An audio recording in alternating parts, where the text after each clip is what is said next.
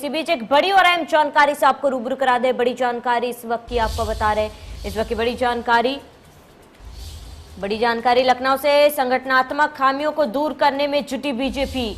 बड़ी जानकारी, खुद गृह मंत्री अमित शाह ने संभाली कमान और सरकार के बाद अब संगठन स्तर की शुरू हुई समीक्षा।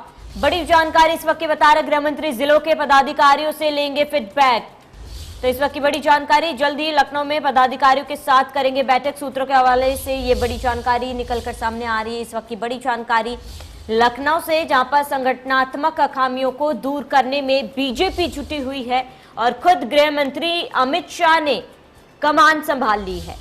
तो सरकार के बाद अब संगठन, बड़ी जानकारी आपको बता रहे, संगठन स्तर पर समीक्षा की जाएगी। वही ज्यादा जानकारी के लिए हमारे संवाददाता खुर्रम निजामी हमारे साथ जुड़ चुके हैं। खुर्रम, ये अब सरकार ने खुद कमान संभाले, गृह मंत्री अमित शाह ने खुद कमान संभाली, क्या कुछ पूरी जानकारी है इस बैठक को लेकर? देखिए, जब यहाँ बैठक चल रही थी, चाहे वो बीएल रहे हों, चाहे फिर वो चाहे जो बीजेपी के जो प्रभारी हैं, यूपी प्रभारी वो रहे हों, जब वो बैठक कर रहे थे तो उसकी वजह मामला साफ था कि जो भी फैसला लिया जाएगा इस बैठक का, वो अमित शाह और जेपी नड्डा की बैठक के बाद लिया जाएगा। वो लखनऊ आने का प्रस्तावित था।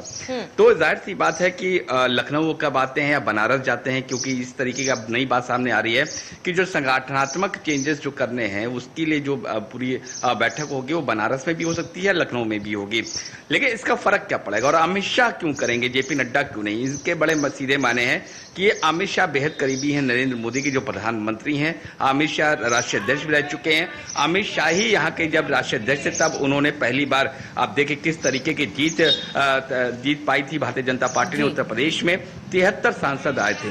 तो जाहिर सी बात है कि एक लंबा अनुभव है अमित शाह को और वो नरेंद्र मोदी को समझते हैं, जानते हैं। लेकिन उसके इतर की हम बात करें तो खुद उनकी एक शख्सियत है, एक हस्ती है अमित शाह की, और जिस तरीके से ऑर्गेनाइजेशन वो काम करते हैं, जो पकड़ है, जो नस्ब कहा जाता है, वो जानते हैं भारतीय जनता पार्टी की और उत्तर प्रदेश की। 2022 का चुनाव बेहद अहम है भारतीय जनता पार्टी के लिए 2 वजह से। पहली बड़ी वजह यह है कि कोविड काल का रिपोर्ट कार्ड के तौर पर देखा जाएगा। 24 में आम चुनाव है, यानी कि लोकसभा का चुनाव, उसका सीधे सीधे फर्क पड़ेगा। बिहार अभी हारी है भारतीय जनता, माफ करिएगा, बंगाल अभी हारी है भारतीय जनता पार्टी। दूसरी बड़ी शिकस्त वो स्वीकार करने को तैयार नहीं है भारतीय जनता पार्टी। यही वजह है कि अब कमान जो है अमित शाह के हाथ में दे दी गई है। अब वही पूरा बताएंगे कि किस तरीके से जो पूरा ऑर्गेनाइजेशन स्ट्रक्चर उत्तर प्रदेश का कैसे बदलना है। तीसरी बात, खास बात यह है अमित शाह को लेकर के कि वो जानते हैं और समझते हैं कि 22 की जीत का मतलब क्या है, जो मैंने पहले बताया, उस 24 को रिफ्लेक्ट करेगा।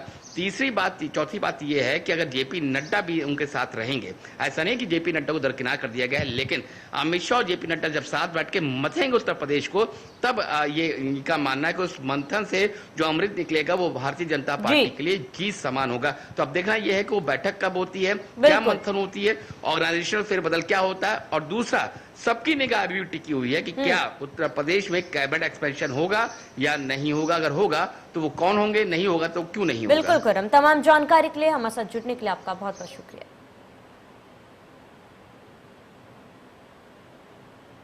चलिए इसी के साथ इस बुलेटिन में मेरे साथ इतना ही। देखते रहिए इंडिया न्यूज।